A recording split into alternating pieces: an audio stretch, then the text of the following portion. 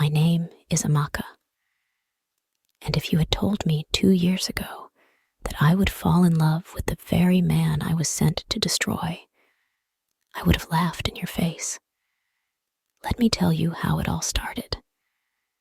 It was during the dry season, the time when the Harmattan breeze cuts your lips and the dust makes your eyes red. That was when my uncle called me into his hut in Lagos and gave me a small leather bag, 2,000 naira, and a picture. "This is the man that disgraced our family," he said. "He ruined your cousin's life. Go to his village, find him, make him fall for you, and then scatter his life."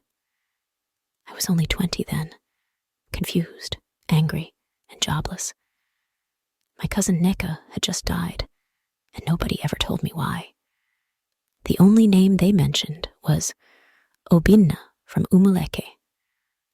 That name stayed in my head like a curse, so I traveled.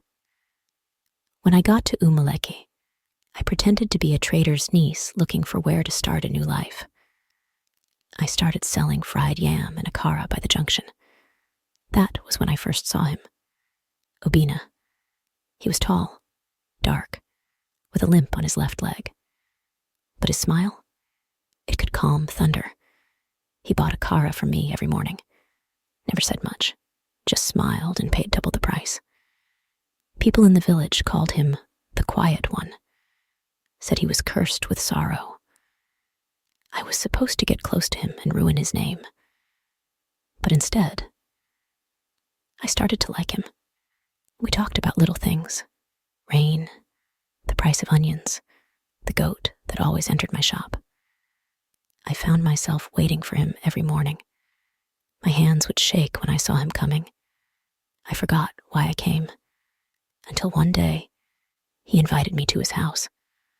I was scared. I thought, this is it. Time to find his secret. Time to destroy him. But that day, he cooked for me. Egusi soup with bushmeat. And after we ate, he showed me something that shook me to my bones. It was a picture of my cousin Neka, framed. "She was the only girl I ever loved," he said. "We were supposed to get married, but her family, they forced her to marry a chief because he had money. She took her own life 6 months later. I couldn't breathe. The man they told me ruined Neka was the one she loved, the one she cried for. I went home and cried all night. The truth was heavy like iron on my chest. My uncle had lied.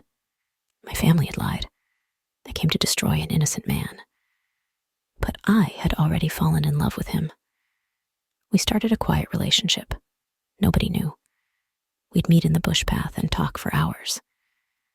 He told me about his dreams, how he wanted to leave the village and start a farm school for children.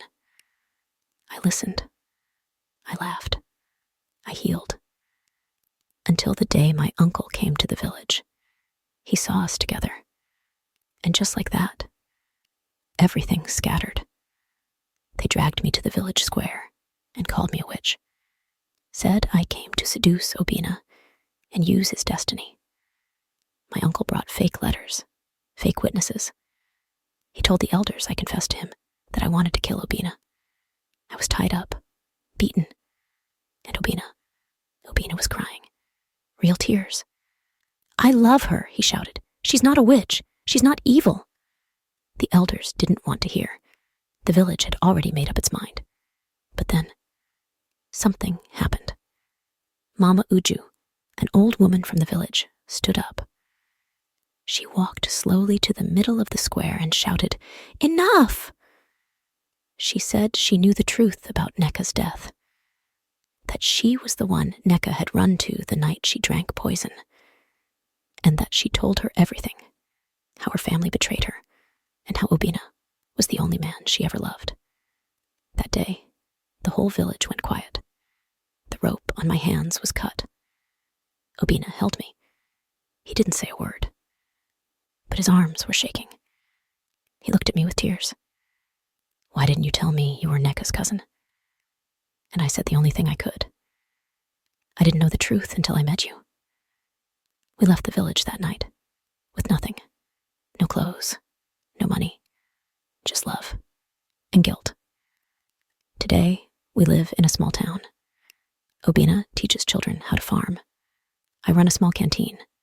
People say we're happy, but sometimes at night, I still hear the drums from that village square, still see the fire, still feel the rope. And when I look at Obina sleeping beside me, I wonder, what if I had followed through with my mission? What if I never heard the truth? Love saved me, but it also broke me. That's my story. Here is another angle to learn from Asterisk: the power of truth, love, and redemption. A moral lesson from Amaka's story. Asterisk life is often a journey filled with unexpected turns, where truth and love hold the power to shape destinies. The story of Amaka and Obina is one of pain, betrayal, and ultimate redemption. It teaches us that the truth has the power to heal, love can transcend even the deepest wounds, and seeking revenge without full understanding can lead to regret and sorrow. The dangers of blind vengeance. Asterisk Amaka's journey began with a mission fueled by anger and deceit. Her uncle, blinded by grief and revenge, manipulated her into believing that Obina was responsible for Neka's tragic fate. Without questioning the story she was told, Amaka embarked on a path meant to destroy an innocent man. This highlights a crucial lesson. Acting on half-truths or misinformation can lead to irreversible consequences. Many times we are quick to judge and condemn others based on biased accounts, only to realize later that we were misled. Before taking action based on what we hear, we must seek out the truth. Rash decisions made in anger or ignorance often lead to regret. If Amaka had succeeded in her initial mission, she would have destroyed a man who was already suffering, and she would have carried the guilt forever. Love as a redeeming force. Despite the circumstances that brought them together, Amaka and Obina found something pure: love. Initially, she saw him as an enemy, yet as time passed, she discovered his kindness, his pain, and his dreams.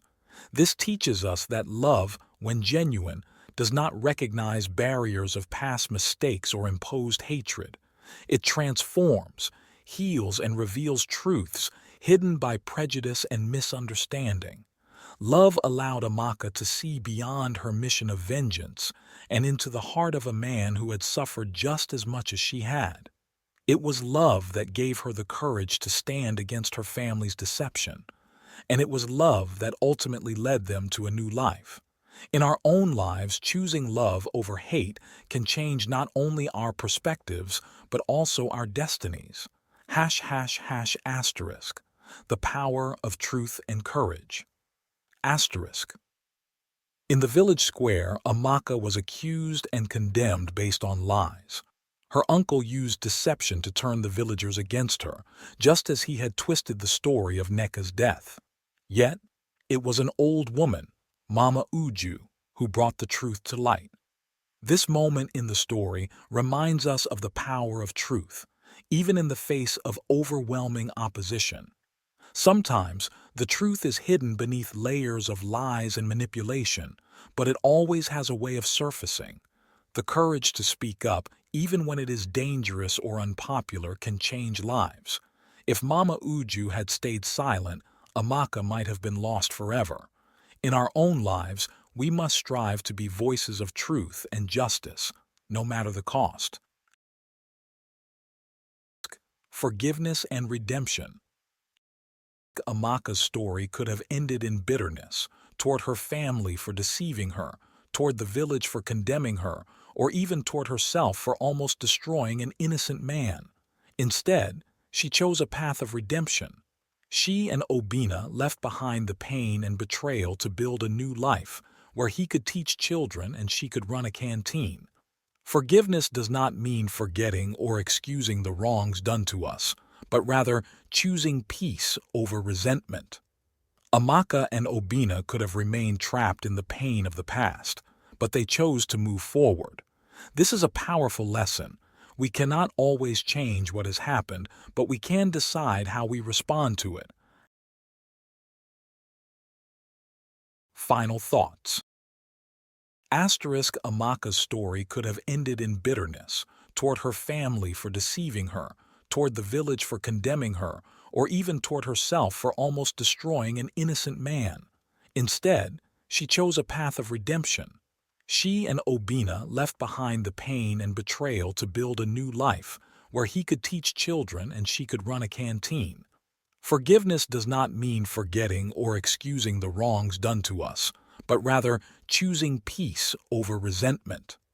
Amaka and Obina could have remained trapped in the pain of the past, but they chose to move forward. This is a powerful lesson. We cannot always change what has happened, but we can decide how we respond to it. ****. Final thoughts. Amaka's story is one of transformation. She started as a woman seeking revenge, but through love, truth, and forgiveness, she found a new path. Her journey teaches us to always seek the truth before making judgments, to allow love to open our eyes to new perspectives, and to have the courage to stand for what is right even when it is difficult. Most importantly, it teaches us that even in the darkest moments, there is always a chance for redemption. No matter how broken we are, love and truth can lead us to healing and a new beginning. In our own lives, we must ask ourselves, are we making decisions based on truth or deception? Are we allowing love to guide us, or are we being consumed by hatred? And are we willing to forgive and move forward, even when the past has been painful? The answers to these questions can shape our destiny, just as they did for Amaka and Obina.